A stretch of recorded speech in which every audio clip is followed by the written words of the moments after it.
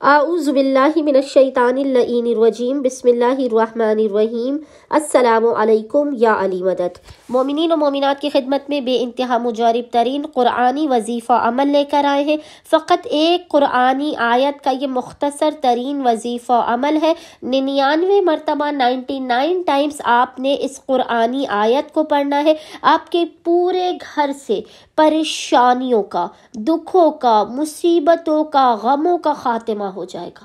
خصوصی طور پر رزق و روزی کی ہر تنگی کا خاتمہ ہو جائے گا جو موجودہ حالات میں ہر بندہ، ہر مومن، ہر انسان مالی پریشانی کی وجہ سے پریشان ہے، رزق و روزی کی تنگ دستی کی وجہ سے پریشان ہے، کاروباری آپ کی کوئی بھی مسائل ہیں، رشتوں کی پریشانیاں ہیں، اولاد نہیں ہو رہی ہے، ہر قسم کی ناممکن ترین حاجت کے لیے یہ فیصلہ کن عمل و وظیفہ ہے۔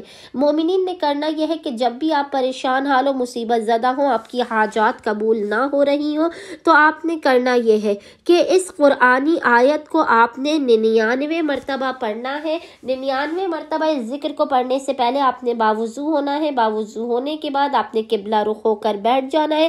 قبلہ رخ ہو کر بیٹھنے کے بعد آپ نے اول و آخر 5 مرتبہ درود کے درمیان میں اس ذکر کی تلاوت کرنی ہے۔ ذکر آپ کو انشاءاللہ تعالی اسکرین پر لکھا ہوا نظر آ رہا ہوگا، اور وہ ذکر کیا ہے؟ وہ ذکر ہے لا تحزنوا ان اللہ معنا۔